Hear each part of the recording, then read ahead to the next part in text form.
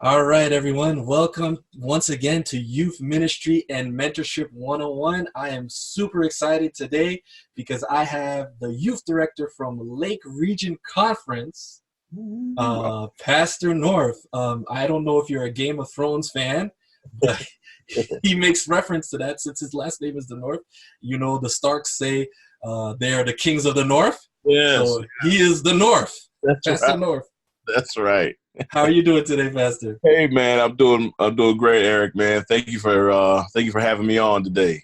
That's I'm so happy to have you on and excited. So let's get right into it. Could you give us a short bio about yourself and why you are in ministry today? Yeah, certainly. Just I'm a military brat. Mm, My father served in the Air Force for 20 or 22 years, and I was born into the Air Force, and so I grew up traveling around. I've lived in Germany, lived in California, D.C., Alabama, in Michigan, some of the places I grew up in. And so just kind of have a kind of diverse background from that perspective. And really, as it relates to ministry, I was kind of one of those prodigal's children, prodigal sons. And so my father, actually, I kind of have a lineage in ministry. My father's father pastored in the Northeastern Conference. And then my father, he was pastored in the Oregon Conference before going into the military as a chaplain. And then here I am playing the role of either the prodigal son or Jonah, one of the two. But I took off, didn't want no parts of ministry, but God had other plans. Praise the Lord for my life. And so while I was at Oakwood, I went to Andrews for the first couple of years and transferred to Oakwood. And while at Oakwood, just felt a call of God on my life and had opportunity to, upon graduation, go. I got a BS in phys ed. I'm an avid sports lover, and they say those who can't do teach. So I went into phys ed and actually got my first ministry, and I consider teaching is a ministry. And so my first call to ministry was teaching on the beautiful island of Bermuda at the Bermuda Institute in the Atlantic Union, and was there 3 years. And while I was there, had an opportunity to preach for the very, very first time in my life. And got such an overwhelming response. People were asking me, "Man, you sure you haven't done this before?" And now, no way. I've, thinking back on that sermon, I don't know how. I think it was pretty rough. But individuals encouraged me. Met my wife there. We got married and came to the seminary. Started the seminary, and while there, just felt impressed that youth ministry was where God was calling me. Just had an affinity, love kicking it with young people, love Bible stories, and try to make the Bible just real simple, man, real simple to understand. So I got a Master's of Arts in Youth Ministry from Andrew. Nobody hired me, man. Nobody hired me to do a youth pastor or anything. So I went back to teaching. And so I taught in Grand Rapids for about 3.5 years. And then the Lake Region Conference called me to pastor. And so pastored for about 6 years. And then after about 6 years, I got called into be the director for youth and young adult ministries at the conference level. So that's where I am now, serving in that capacity. And I'm also the interim pastor at a small church in Benton Harbor, Michigan. So I have that responsibility as well. But youth ministry, man, that's my passion. That's my love. And that's where I'm serving currently. All right. Just to follow up for that, Pastor, I'm kind of interested in that because you have a degree in youth ministry. Could you give us like a little insight on like what they teach so you're really, educated in that? All right. Well, it actually, it was a while ago, but some of the core stuff is the same as the MDiv. Your church history. There's not so much of emphasis on the biblical languages, but you got to do Old Testament stuff. You got to do New Testament stuff. But then you get specifically into youth and young adult ministries. So how to preach to youth, or how to preach to youth and young adults. That was part of the emphasis. Another part of the emphasis was to develop your own youth ministry kind of program within the, what it would look like at the local church. Some other things that we learned about were fundraising and some of the nuts and bolts of in terms of working with club ministries. That was a part of it, a small part of it as well. And I'm just trying to remember, the other elements of the program. But there's a little bit of an overlap between the MDiv and the MA. Okay. But most of the stuff was, in terms of preaching, in terms of programming, counseling youth and young adults. That was a big emphasis as well. So that was the general focus of that program. Awesome. So that's what, if you're interested in that, that's something you will be well versed in youth ministry if you do. Definitely. So my next question is going right into it. Okay. Do you think our church is being proactive with Generation Z today? Yes and no. I think that there are pockets of proactiveness, if I could say it like that.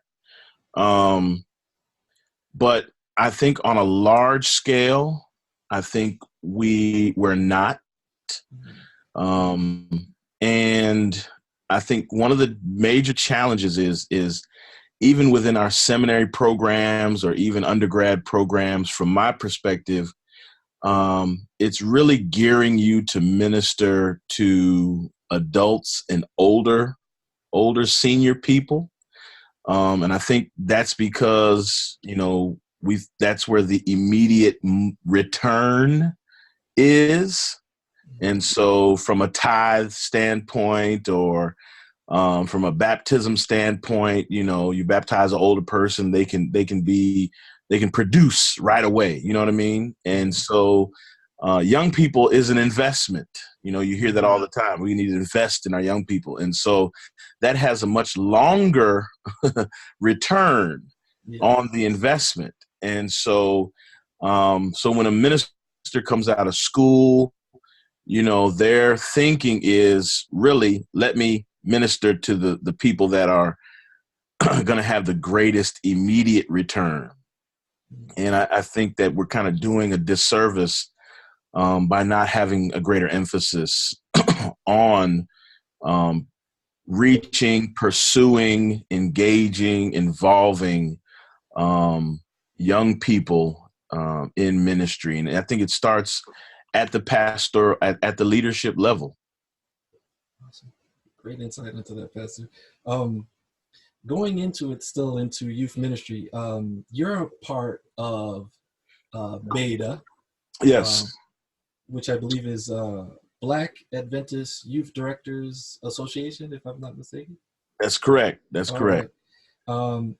So could you give us some insight into that organization, and does it have like a mission or vision statement that you guys are working towards? Yeah.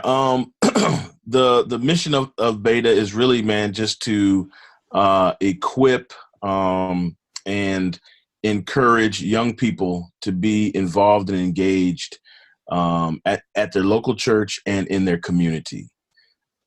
And so our role and function, is really to resource churches, resource groups, organizations, empower young people. And we also are really known for is our United Youth Congress. I serve United Youth Congress, which takes place every 5 years. And I think it started in 1980. Wow. And so that's when, It didn't have the group didn't have the title of Beta, but Beta is comprised of all of the youth directors from the 9 regional conferences.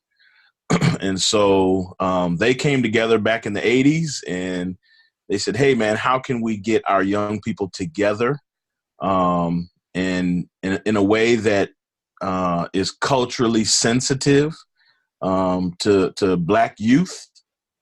And so they started the United Youth Congress. And so that's been taking place every 5 years. And so that's the major event. And just recently, I say within the last 2 to 3 years, they had one Beta camporee. I think that was maybe about 15 years ago. They've had one Beta camporee. But we've also had, we're on our 4th or 5th Beta Adventure Escape, which is the only national adventurer event in the North American division. Wow. And so it's grown every year. We had a little over 1,000 in 2018. So Beta hosts that. So we've been trying to just add to the portfolio of how we can best minister in our particular contexts and cultures. We also have a training that is available through the Adventist Learning Community, where there's 8 modules of how to do urban and rural ministry within kind of the regional context. And so we've just been kind of trying to add to the portfolio of what we're about. But we just want to resource our churches. We want to inspire. We want to equip our young people. And through our events, give our young people opportunities to serve. And so that's kind of the thrust of Beta. That's what we're all about. Wow. Awesome. I also suggest that if you are in that urban context, to take that course. I haven't finished it, but I've taken a few modules, and it's very informative and very helpful, and it's good stuff. But could you let us know when that I Serve Congress is going to be taking place again? Yeah, matter of fact, man, if you guys go to www.beta.org, man, everything is on the website. It happens, I believe it's August 11 through 16, 2021. Okay. And so we just came out of one in Virginia Beach in 2016. And so 5 years, 2021, we'll be in Orlando, and we've historically done them in April. Okay. But this time we're trying to walk on water here, stepping out on faith, and we're going to do it in August. Okay. And hopefully people will plan their vacations around this. But it was a great opportunity for us to do it then, and so we try to jump on it. So August 11 through 16, 2021, Orlando, Florida. Wow. I never turned down a chance to be in Orlando, so I'll try to be there. So, Pastor. Yes, sir. This is where I'm going to have a little fun, because you are a host of a podcast as well. Yes. And it's called My 2 Cents. Yes, sir. This is rare for me, because it's usually you don't see pastors having their own. There's a few out there, but I think it's a rare medium that pastors are not really using and taking advantage of. So I just wanted to get your insight. Why do you have a podcast? What's its mission? And I'll ask a follow-up after you answer that. Okay. So listen, I was on the radio in my first district in central Illinois. I had 3 churches, and my church was kind of tired of some of the traditional evangelism. And so they said, Pastor, can you come up with some creative evangelism? I'm thinking, I don't know. So I went to the local radio station, which is an AM station, Black station, and they told me what the price was, per week. And so I would either go into the station live for 30 minutes and just kind of talk about what we're doing at the church, or I would take sermons and put them in the CDs, and drop off the CD, and they would play my CD for 30 minutes. And so But being there at the radio station, man, I was like, man, I like this. I like, maybe I just like hearing my own voice. I don't know what it is, but I like this medium. And so I've always kind of been intrigued. And Pastor Kimon Hines, he's a former youth director, Central States Conference. He's a well-known youth ministry guru, but he launched a podcast some years back and did a free online training. And so I jumped on and listened to the stuff. I had all the equipment to do it. And his last words on the podcast was, don't wait, just launch it. Wow. And so, when I talk with my colleagues, my ministry friends, whatever the case may be, we're always getting into these little arguments and little discussions. You know how, as a seminarian, you always, pontificating on something, man, talking about something. So I was like, man, listen, here's my 2 cents is this, blah, blah, blah, blah, blah, blah. And so, so then I was just like, you know what? I'm going to call my podcast My 2 Cents. Yeah. And simultaneously, we got on the radio here in Benton Harbor. So between the radio show in Benton Harbor and starting to record podcasts, had to figure out how to release them and figured out how to connect it to iTunes, Spotify. Now I'm on Spotify. And so myself and sometimes my wife is on with me. Another young lady named Jasmine Wilson. She's a millennial. And so it's always good getting a millennial's perspective on ministry, church, life. And we talk about any and everything under the sun. We weigh in, man, and give our 2 cents. Oh, awesome. And I suggest anyone who's listening right now, give it a listen, subscribe to it. It is fun. It is fun to listen to. They are you and I forget her name. Jasmine. You guys not only are having just normal conversations, you guys really get into some interesting topics and say some stuff that people are afraid to say, which is really cool, really cool. And it's cool to see a pastor having a podcast. And the other thing I want to say is you were inspired by Pastor Kimon Hines. So was I. Awesome. So yeah. So anyone listening, also check out his. It is Ideas to Life. He really gives people the inspiration to follow their ideas. So here we are, 2 podcasters. Absolutely. Because somebody inspired us. So my follow-up question to having your own podcast is, using these mediums, podcasts, YouTube, social media, do you think it's important to use these to reach youth and young adults today? I think it is a non-negotiable. It is essential. Wow. And I'm not just saying for youth and young adults, because everyone is on a device.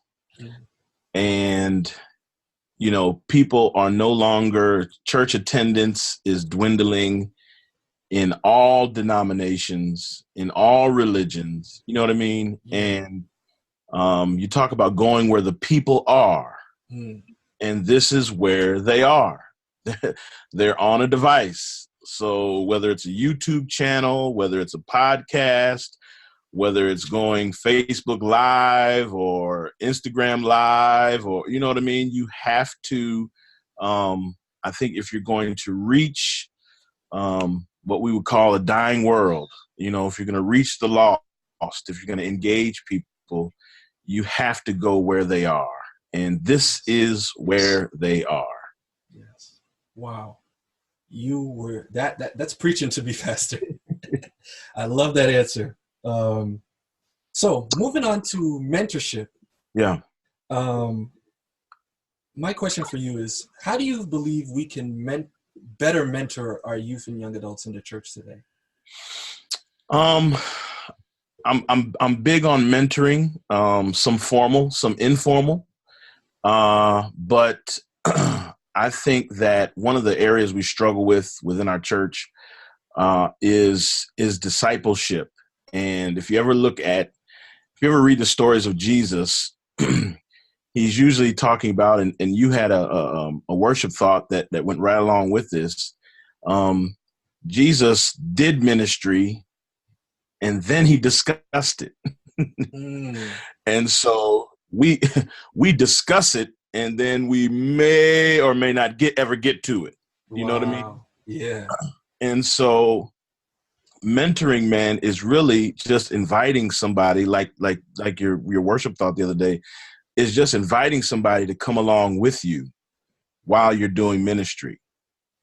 And then having a conversation, or conversations will organically begin out of those opportunities. And so I'm very intentional about inviting young people to work alongside with me and to ask me any questions. I may be a little bit too transparent for some people, because if I'm going through a rough patch, you'll know it. And when I'm high, I'm high. When I'm low, I'm low. And it's just kind of the nature of ministry. But I think it's just imperative, man. We have to invite, and you have to invite them. Hey, come along. I think you need to look at the young people around you and pray for the spirit of discernment as to what young people may have a interest in what you do. And so I encourage my pastors in my conference, in my field, wherever I go, say, hey, man, listen, find a young person, man. They may just come sit in your office after you preach. And, hey, is there anything you want to ask me? How I develop sermons, how I put together a meeting, a board meeting, where I get my ideas about what we do as a church in ministry. And so I have my assistant director for summer camp is a young adult. And he started out at camp meeting as my AV guy, and he still does that during camp meeting. But one summer, as we were at camp meeting together, I said, hey, man, you ever thought about being a counselor for summer camp? So he was like, yeah, sure. So that summer he was a counselor. The next summer he was boys director. The next summer he was the assistant director. Wow. And he really runs summer camp. I mean, I take care of the contracts and hiring and stuff like that, but he runs that whole operation. And he's got young people under him now who he's kind of mentoring. And so in every area of ministry, I try to have a younger person almost kind of shadowing me or working alongside with me. And I think that's just something we have to do. And some young people are bold enough to say, hey, can I pick your brain? Can I hang out with you? But I think we have to identify them as older ones and say, hey, man, hey, you're pretty good at this, man. Hey, why don't you come hang out with me, or come on this trip with me, or come help me plan this event, or you're good up front, man. Listen, I need you to do the announcements today at this event, or you know what I mean? Yeah. So I think we got to, man. I think it's imperative. We have to mentor. Wow.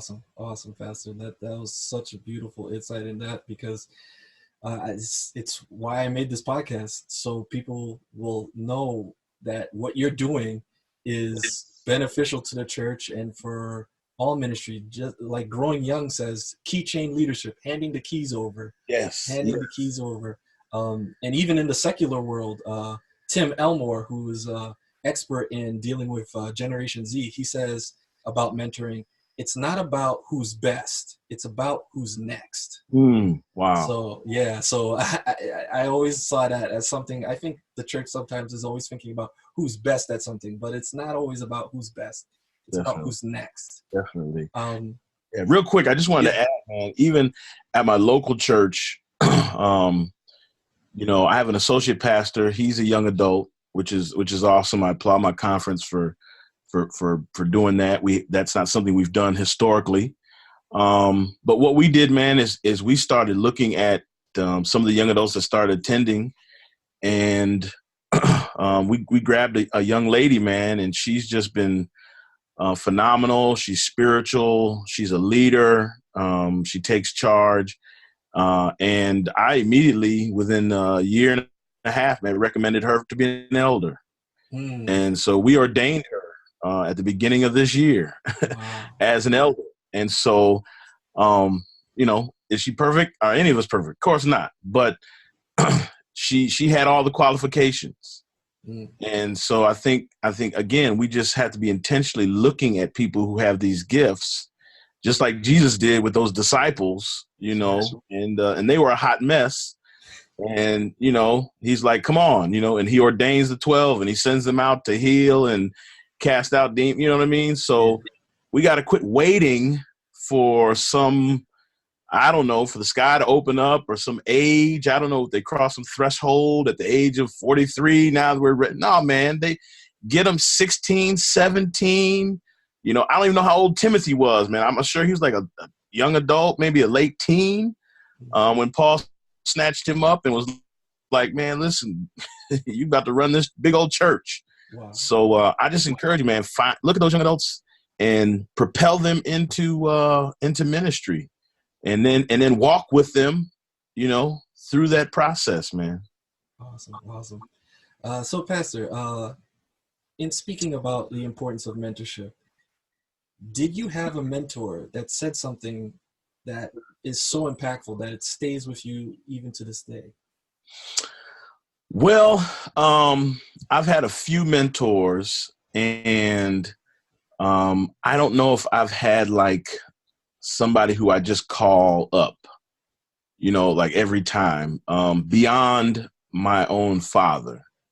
My dad is a very intelligent, insightful guy, well respected, and he didn't pastor very long, so I don't go to him for pastoral advice. Dad, hey, how do I deal with this individual from that standpoint? But in terms of relationships, in terms of him just bouncing ideas off him, he's been an integral part. He's mentored me through this process. He's told me, hey, you may want to think twice about something I've shared with him. And, he's very subtle in in how he communicates, but extremely effective. And then there's another person that some individuals might seem a little bit different because, we're kind of different, but Dr. Carlton Bird, when I first got in ministry, man, and we played on the same basketball team when he was in the seminary, I was an undergrad at Andrew. So that's where our relationship began, and it's just kind of blossomed over the years. But I reach out to him. And one of the things, man, that just two things that stick with me, man, is number one is hard work. Ministry is work, man. Don't be lazy, keep it going, keep something happening, keep God before the people. The second thing that really sticks with me is set small attainable goals, and celebrate those successes. And so I have taken that second point, small attainable goals, I've taken that into everything that I do in ministry. And so I'm in a relatively what we would call a smaller conference, I guess. And so we don't have the big budgets. And so I say, hey, man, what can we get done? Something small, but something impactful. And when we do it, it's like, everybody's excited. We're moving forward. And people see progress. When you try to do something huge, sometimes it takes a long time to get completed, and people get discouraged along the way. So small attainable goals, man, that has been something that has really been beneficial in ministry. And that's a word, man, that I hold on to. Awesome. Oh, Pastor North, thank you so much for coming on this podcast. In closing, I would just ask, do you have any words of encouragement to those in youth ministry or in ministry in general that you could give us? Yeah. Number one, man, is as frustrating as our denomination can be, I believe in it. I believe in our message. And there's some things that need to be fixed, and I don't know if they'll ever be fixed in my lifetime or whatever.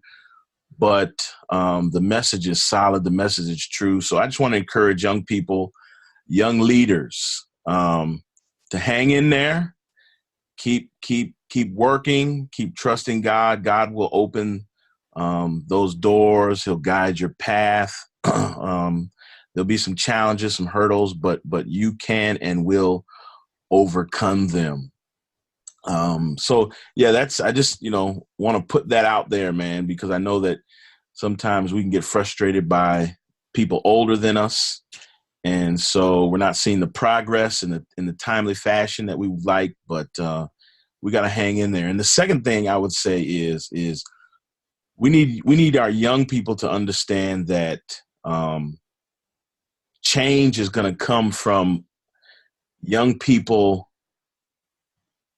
building relationships and getting on those committees that we hate. That's how our organization is set up, and that's how it runs.